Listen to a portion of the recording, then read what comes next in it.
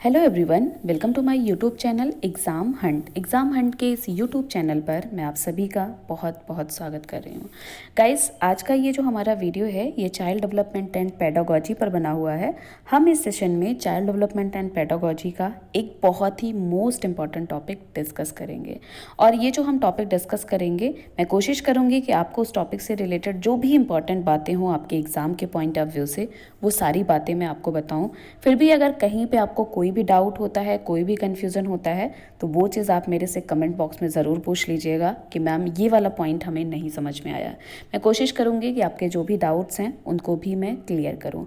और हाँ, अगर आपको जो मैं पढ़ा रही हूँ वो आपको समझ में आता है तो वीडियो को लाइक करना, चैनल को सब्सक्राइब करना, बेल आइकन दबाना और इसे अपने दोस्तों के साथ ज़्यादा से ज़्यादा शेयर करना आप बिल्कुल मत भूलिएगा। तो चलिए देखते हैं कि आज हम इस सेशन में चाइल्ड डेवलपमेंट एंड पेडागोजी का कौन सा मोस्ट इंपॉर्टेंट टॉपिक आपके साथ डिस्कस करने वाले हैं। तो आज का जो हमारा टॉपिक डिस्कस होने वाला है वो जीन पियाजे के जो विकास की अवस्थाएं हैं संज्ञानात्मक विकास के, उसको हम डिस्कस करेंगे। जैसे इसके पहले भी मैंने एक वीडियो जीन पियाजे के सिद्धांत को लेकर बनाया है, जिसमें मैंने उसमें जीन पियाजे का परिचय डिस्कस किया है। और दूसरी चीज़ है, जो जीन पियाजे ने अपने सिद्धांत के लिए कुछ शब्दों का प्रयोग किया था, वो शब्द के बारे में मैंने वहाँ पे डिस्कस किया है। अभी हम यहाँ पे जीन पियाजे की जो अवस्थाएं हैं, 4 अवस्थाओं में जो इन्होंने बांटा है, उन चारों अवस्थाओं को हम यहाँ पे डिस्कस करेंगे। तो चलिए फिर टॉपिक पर चलते हैं और डिस्कस करते हैं आपके साथ जो भी बातें हैं इम्पॉर्टेंट। तो देखिए, संज्ञानात्मक विकास की अगर हम अवस्था की बात करते हैं, सबसे पहली अवस्था क्या है? ज्ञानात्मक क्रियात्मक अवस्था या फिर संवेदी पेशी अवस्था। कुछ भी आपसे लिख के देता है, ठीक है, तो आप क्या बताओगे? जन्म से लेकर 2 वर्ष, 0 से लेकर 2 वर्ष। और इस अवस्था में शिशुओं का संज्ञानात्मक विकास 6 उपावस्थाओं से होकर गुजरता है। बहुत ही मोस्ट इंपॉर्टेंट क्वेश्चन है, आपसे पूछा जाता है कि जो ज्ञानात्मक क्रियात्मक अवस्था है या फिर जो संवेदी पेशी अवस्था है वो कितनी उपावस्थाओं में बांटा गया उसको। तो 6 उपावस्थाओं में ये बांटा गया है। और बालक इस अवस्था में, जो इसका संवेदी पेशी अवस्था है, इसमें किसके द्वारा सीखता है? तो इंद्रियों के द्वारा सीखता है। अब देखिए, इतना चीज़ें हैं, 0 से 2 वर्ष इनकी संवेदी पेशी अवस्था, ठीक है, 6 उपावस्थाओं में इसको बांटा गया है। इंद्रियों के द्वारा बालक इस अवस्था में सीखता है। अब इनकी जो पहली उपावस्था थी, पहली उपावस्था कब से कब तक है? तो जन्म से लेकर 30 दिन, मतलब 0 से लेकर 30 दिन तक। और इसे प्रतिवर्ष क्रिया अवस्था भी कहते हैं। मतलब बहुत ही मोस्ट इंपॉर्टेंट क्वेश्चन है, आपसे पूछा जाए कि प्रतिवर्ष क्रिया अवस्था किसे कहते हैं, तो क्या बताओगे? जो इनकी पहली उपावस्था है, जो कि जन्म से लेकर आपके 30 दिन तक होती है, इस अवस्था को कहते हैं। क्यों कहते हैं? क्योंकि इस अवस्था में जो बालक होता है वो प्रतिवर्त क्रियाएं करता है। प्रतिवर्त क्रियाएं मतलब समझ रहे हो ना? जैसे अंगूठा चूसना, मुंह में उंगली डाल लेना, ये सारे काम करते हैं ना। तो इस अवस्था में ही बालक करता है, इसीलिए इसे क्या कहते हैं? प्रतिवर्ती क्रियाएं कहते हैं। ठीक है, पॉइंट्स क्लियर हुआ ना यहाँ तक? अब देखिए, सेकंड हमारा है दूसरी उपावस्था। अब दूसरी उपावस्था क्या है? 1 माह से 4 माह तक, ठीक है। और इसे क्या कहते हैं? इसे वृत्तीय प्रतिक्रिया की अवस्था कहते हैं।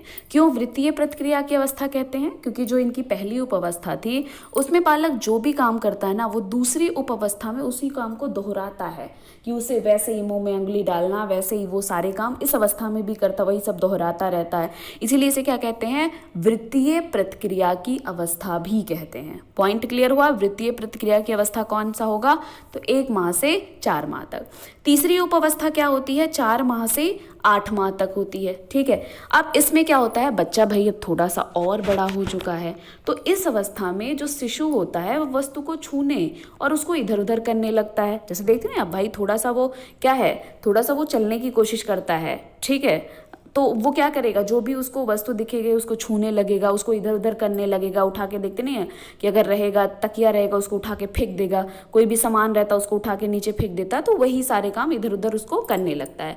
चौथी उपावस्था जो कि 8 माह से 12 माह तक होती है, शिशु वयस्कों का अनुकरण करता है। मतलब जैसे वो उनके दादी जो काम करते हैं उनकी तरह वो वैसे ही काम करेगा। जैसे आप देखिए कि आप पूछिए कि बेटा दादी कैसे चलती हैं, तो वो चल के बताएंगे, ठीक है। दादी कैसे एक्सरसाइज करती हैं, वो वैसे ही बताएंगे, मम्मी कैसे घूंघट निकालती हैं, वो सारे काम वो वहाँ पे क्या करते हैं, क्योंकि शिशु जो होते हैं वो वयस्कों का अनुकरण करने लगते हैं। कब बताए थे इन्होंने? चौथी उपावस्था, जो कि 8 माह से लेकर 12 माह तक होती है।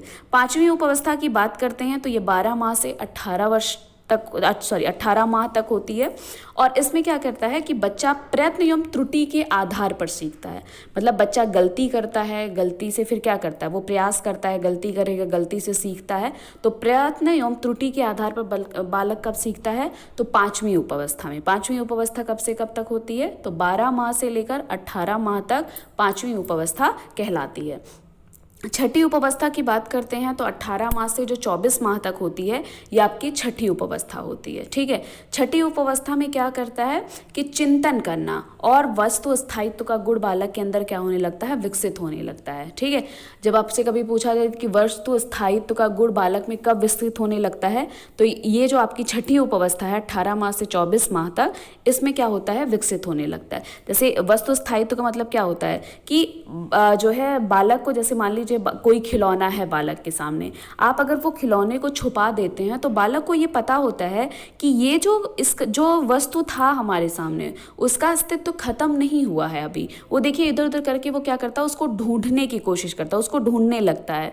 इसके अलावा आप देखते हैं कि बच्चा क्या करता है कि वो ये हर चीज़ जानने की कोशिश करता है। जैसे आपने अगर उसको आप थाली और चम्मच प्लेट दे दीजिए तो वो उसको एक बार बजाएगा। ठीक है, फिर वो जानने की कोशिश करेगा कि भाई ऐसा क्या आवाज़ कहाँ से आई, फिर वो दोबारा उसको बजाएगा। तो ये सारी चीज़ें कब होती है? ये सारी छठी उपावस्था में बालक के अंदर क्या होने लगती है? विकसित होने लगती है। पॉइंट क्लियर हुआ? ये 6 उपावस्थाओं के बारे में, संवेदी गामक अवस्था को लेकर जो इन्होंने 6 उपावस्थाओं में उसको बांटा था। अब हमारा अगला नेक्स्ट पे चलते हैं। अगला है हमारा, नोट करके कुछ पॉइंट्स हमने लिखा है यहाँ पे। देखिए, अगर आपसे पूछा जाएगा कि वस्तु स्थायित्व का गुण बालक के अंदर कब विकसित होता है, तो निर्वेद्य पेशी अवस्था, मतलब आपके 0 से 2 वर्ष में बालक के अंदर क्या होता है? वस्तु स्थायित्व का गुण विकसित होने लगता है। बहुत ही इंपॉर्टेंट क्वेश्चन है जिसको लेकर आप लोग बहुत कंफ्यूज्ड भी होते हो। और वस्तु स्थायित्व का गुण परिपक्व कब हो जाता है? जब आपसे ये पूछा जाएगा, मतलब वस्तु स्थायित्व का गुण पूर्ण रूप कब ले लेता है, तो जो आपका पूर्व संज्ञानात्मक अवस्था होता है उसमें बालक का वस्तु स्थायित्व का गुण क्या होता है?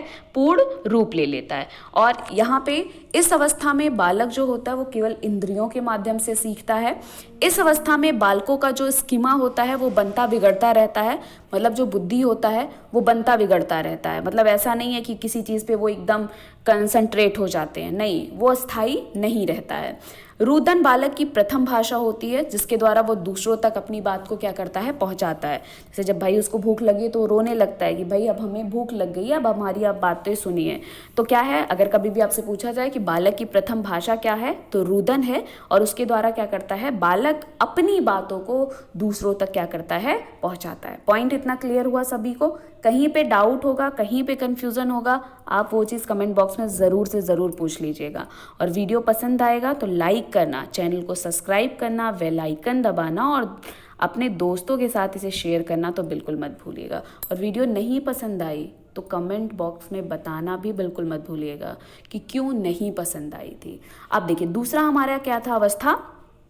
पाक संक्रियात्मक अवस्था, जिसे हम पूर्व संक्रियात्मक अवस्था भी कहते हैं, जो कि आपके 2 से लेकर 7 वर्ष तक बांटा गया है। अगर आपसे पूछा जाता है कि पहला तो यही इंपॉर्टेंट क्वेश्चन है कि पाक संक्रियात्मक अवस्था या पूर्व संक्रियात्मक अवस्था कब से कब तक है, तो 2 से लेकर 7 वर्ष तक की जो अवस्था है वो आपका पाक संक्रियात्मक अवस्था या पूर्व संक्रियात्मक अवस्था है। इसमें क्या क्या है इसकी विशेषता कि नई संरचनाओं एवं अनुभव का बालक क्या करता है? संग्रह करता है। मतलब जो नई संरचनाएं हैं, नए अनुभव, उसका संग्रह करने लगता है। उसको हर चीज़ लगता है कि अच्छा ये कैसे हुआ, क्यों हुआ, ये सारी चीज़ें बच्चे के अंदर आने लगती है। आत्म केंद्रित का भाव पाया जाता है। मतलब वो स्वयं को महत्वपूर्ण समझने लगता है। उसको लगता है कि बस भाई हम ही हम हैं और कोई कुछ नहीं है। तो आप ये बहुत मोस्ट इंपॉर्टेंट क्वेश्चन आपसे पूछा जाता है कि आत्म केंद्रित का भाव जीन प्याजे की किस अवस्था में विकसित होता है? तो पाक संक्रिया, पूर्व संक्रियात्मक अवस्था। और आत्म केंद्रित क्या होता है? तो बालक स्वयं को क्या मानने लगता है? मतलब अपने को महत्वपूर्ण मानता है। परिवेश की वस्तुओं को पहचानने और उनमें विभेद करने लगता है। बालक बड़ा हो गया ना, तो उसकी जो परिवेश है, उसका जो वातावरण है, उसकी वस्तुओं को वो पहचानने लगेगा कि अच्छा ये चीज़ है, ये मम्मी का फ़ोन है, ये पापा का फ़ोन है, ये दादी का चप्पल है, ये बाबा का जो है कपड़ा, वो सब चीज़ पहचानने लगता है। देखिए बालक देखे हैं आपने कि भाई वो हर वस्तु को पहचान। भाषा का विकास प्रारंभ हो जाता है। अब जैसा उसको वहाँ पे इन्वायरमेंट मिलेगा, मतलब जो भी उसके घर में जैसे लोग बोल रहे होंगे वो क्या करते हैं वैसे ही वो बोलना प्रारंभ कर देता है। पलटावी का गुण विकसित नहीं होता। पलटावी मतलब समझ रहे हो ना, अगर इनसे आप कोई चीज़ डायरेक्ट क्वेश्चन पूछोगे तो वो उसका आंसर कर देंगे, लेकिन अगर आपने क्या किया, वो क्वेश्चन उनसे घुमा कर पूछा ना, तो वो कभी भी उसका आंसर नहीं कर पाएंगे। मतलब अगर आपने उनसे डायरेक्ट पूछा कि भारत की राजधानी क्या है, तो वो बता ले जाएंगे कि दिल्ली है। लेकिन अगर आप ये पूछने लगोगे कि दिल्ली किसकी राजधानी है, तो ये नहीं बता पाएंगे कि दिल्ली किसकी राजधानी। तो इसी को ही क्या कहा जाता है, पलटावी का गुण कहा जाता है। ठीक है, तो इनमें क्या होता है, वो गुण विकसित नहीं होता। मतलब अगर आपने उनसे क्वेश्चन घुमा के पूछा तो वो उसका आंसर नहीं कर पाएंगे। और दो चीज़ और है, मोस्ट इंपॉर्टेंट चीज़ है कि इस अवस्था में जो 2 से लेकर 7 वर्ष की अवस्था होती है, पूर्व संक्रियात्मक अवस्था, इसमें 2 गुण बहुत महत्वपूर्ण होते हैं। एक जीववाद, मतलब बालक सभी वस्तुओं को सजीव मानने लगता है। उसको लगता है कि तारा सजीव है, चंद्रमा सजीव है, जो आप उन्हें कहानियाँ सुना रहे हो वो सब सजीव हैं, उसमें कुछ बात है। और अहम केंद्रित, वही जो मैंने बताया ना, जिसको आत्म केंद्रित आप कहते हो, कि बालक सब कुछ अपना मानने लगता है। मतलब वो स्वयं को क्या मानने लगता है, महत्वपूर्ण मानने लगता है। पॉइंट क्लियर हुआ यहाँ तक सभी का? कहीं कोई डाउट होगा, कोई कंफ्यूजन होगा तो प्लीज़ पूछ लीजिएगा। अगला हमारा है थर्ड है मूर्त संक्रियात्मक अवस्था या फिर ठोस संक्रियात्मक अवस्था। कोई भी टर्म यूज किया जाए, मूर्त संक्रियात्मक या ठोस संक्रियात्मक, तो 7 से लेकर 11 वर्ष तक की जो अवस्था होती है वो मूर्त संक्रियात्मक अवस्था या ठोस संक्रियात्मक अवस्था से नाम से जाना जाता है। और इस अवस्था के क्या क्या गुण हैं, तो बालक में वस्तुओं को पहचानने, उसका विभेदीकरण करने तथा वर्गीकरण करने की क्षमता विकास हो जाता है। मतलब अब बालक बड़ा हो गया ना, तो अब वो वस्तुओं को पहचानने लगेगा, उसमें वो विभेद करने लगेगा कि अच्छा ये चीज़, ये लाल रंग है, ये हरा रंग है, ये पीला रंग है। उसको वर्गीकरण करने की उसमें क्षमता आ जाती है कि भाई ले जाओ ये सामान रख दो, वो सारे काम अब वो क्या करने लगता है, करने लगता है। बालक वस्तुओं को देखकर बड़ा छोटा बता देता है, परंतु यदि शाब्दिक रूप से उसके सामने कोई समस्या प्रस्तुत किया गया तो वो नहीं बता पाएगा। मतलब इसमें क्या होता है, मूर्त का गुण विकसित होता है। अगर आप उनको चित्र दिखाकर कोई चीज़ पूछोगे ना, तो वो उसके बारे में बता देंगे, लेकिन अगर आप वही उनके सामने शाब्दिक रूप से उस बात को प्रस्तुत करोगे तो वो चीज़ को नहीं बता पाते हैं। ठीक है, मतलब आपने अगर क्या किया, एक बड़े लड़के को खड़ा कर दिया, छोटे लड़के को पूछा बताइए इसमें से बड़ा कौन है, तो वो बता देंगे। आप अंगुली पे कहोगे बताइए कितनी अंगुलियां, वो बता देंगे। लेकिन अगर आप सोचिए कि उनको हम शाब्दिक रूप से कोई चीज़ करें, कि मतलब जिसमें हम उनको दिखा के ना पूछे, अगर हम पूछे उसके पास 4 आम है और उसने 3 आम जो है आपको दे दिया, तो और आपके पास तो वो कन्फ्यूज हो जाएंगे। लेकिन अगर अभी वही हम अंगुली दिखाकर उनसे पूछें कि बताइए ये कितनी अंगुलियां हैं, 4 3, तो वो उसको गिन के वो बता ले जाएंगे। तो वही चीज़ है कि वस्तुओं को देखकर, मतलब इनमें मूर्त चिंतन पाया जाता है। वस्तुओं को देखकर बड़ा छोटा वो बता देते हैं, लेकिन हम शाब्दिक रूप से यदि उनके सामने कोई समस्या प्रस्तुत करते हैं तो वे उसको नहीं बता पाते हैं। बालक में अब पलटावी का गुण क्या होता है, प्रदर्शित होने लगता है, मतलब दिखाई देने लगता, पूर्ण रूप से विकसित नहीं हो रहा है, प्रदर्शित होने लगता है, दिखाई, क्योंकि अब बालक थोड़ा सा बड़ा हो रहा है।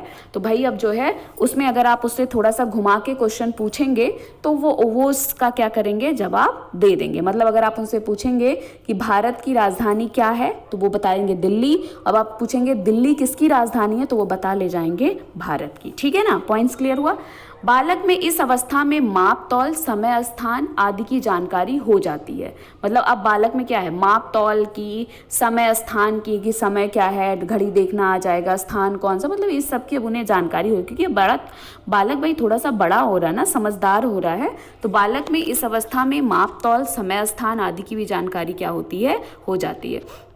अगला हमारा है औपचारिक संक्रियात्मक अवस्था आपसे दिया जाए या अमूर्त संक्रियात्मक अवस्था, औपचारिक प्रश्नात्मक अवस्था, कुछ भी नाम करके दिया जाएगा। औपचारिक संक्रियात्मक, अमूर्त संक्रियात्मक, औपचारिक प्रश्नात्मक, कोई भी शब्द दिया जाएगा तो इनकी चौथी उपअवस्था है। ठीक है, जिसकी क्या क्या जो है इसमें क्या क्या इसकी इंपॉर्टेंट है। तो बालक अपने पर्यावरण के साथ अनुकूलन करने के लिए अनेक नियमों को सीख लेते हैं। मतलब अब पर्यावरण के साथ वो एडजस्ट करने के लिए, मतलब कि कैसे एडजस्ट होना है, कैसे हम आगे बढ़ सकते हैं, कैसे क्या कर सकते हैं, ठीक है, कैसे सामंजस्य स्थापित कर सकते हैं, वो सारी चीज़ें अब वो सीख लेता है क्योंकि बड़ा हो गया है ना। और ये क्या कहा जाता है कि 11 वर्ष से बाद की जो भी अवस्था होती है ना, वो आपकी औपचारिक संक्रियात्मक अवस्था होती है। चिंतन कर समस्या का समाधान करने लगता है। भाई बालक बड़ा हो गया ना, तो वो सोच समझ के कि अच्छा इसको ऐसे करेंगे तो ये होगा इसका रिजल्ट, इसको ऐसे करेंगे तो ये इसका रिजल्ट होगा, तो चिंतन करके अब समस्या का वो क्या करने लगता है, समाधान करने लगता है। शिक्षा के स्तर का भी उसके ऊपर प्रभाव पड़ता है। अब जैसा उसको आप शिक्षा का स्तर देंगे, जैसा आप माहौल देंगे, उसी तरह से क्या होगा, वो आगे बढ़ेगा। अगर आप उसको अच्छा माहौल देंगे, अच्छी तरह से अच्छे टीचर से पढ़ेगा, तो भाई वो अच्छी तरह वो अच्छा ज्ञान ही पाएगा। लेकिन अब अगर वो अच्छे माहौल में नहीं पढ़ा, कुछ अच्छे टीचर से नहीं पढ़ेगा, तो भाई उससे जाहिर सी बात है कि उसका दिमाग भी वैसे ही होगा।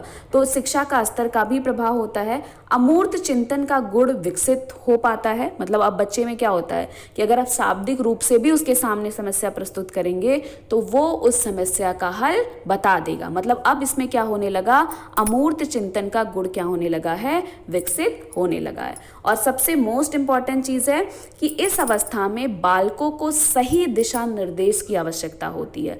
अगर सही दिशा निर्देश नहीं मिला बच्चे को तो बच्चा गलत रास्ते पे चला जाता है। क्योंकि यह क्या होता है, शिफ्टिंग पीरियड होता है। अब वो लाइफ के दूसरे फेज में बच्चा क्या होता है, पहुंचने वाला होता है। तो इसीलिए इस अवस्था में सही दिशा निर्देश का होना बहुत ज़रूरी होता है। ठीक है, पॉइंट्स क्लियर हुआ। एक पॉइंट यहाँ पे मैंने नोट डाउन करके लिखा, अनपलटावी का गुण अगर आपसे पूछा जाएगा कि कब होता है, तो संवेदी गामक अवस्था और आपका जो पूर्व संक्रियात्मक अवस्था होते हैं उसमें पाया जाता है। जाने रहिएगा ये पॉइंट। ठीक है, तो ये था आपके लिए जो है संज्ञानात्मक विकास की अवस्था, जीन पियाजे के सिद्धांत के बारे में जो भी इंपॉर्टेंट चीज़ें थी। पूरी कोशिश की है मैंने हर एक पॉइंट बताने की। फिर भी अगर कहीं पे कोई डाउट होता है, कोई कन्फ्यूज़न होता है तो प्लीज़ आप मेरे से पूछ लीजिएगा। बाकी हम बातें नेक्स्ट वीडियो में डिस्कस करेंगे। जो भी और बातें होगी नेक्स्ट टॉपिक को डिस्कस करेंगे। और हाँ, वीडियो पसंद आएगा तो लाइक करना, चैनल को सब्सक्राइब करना, बेल आइकन दबाना और दोस्तों के साथ ज़्यादा से ज़्यादा इसे शेयर करना बिल्कुल मत भूलिएगा। तो चलिए फिर, ओके, फिर मिलते हैं। Thank you, bye bye, take care.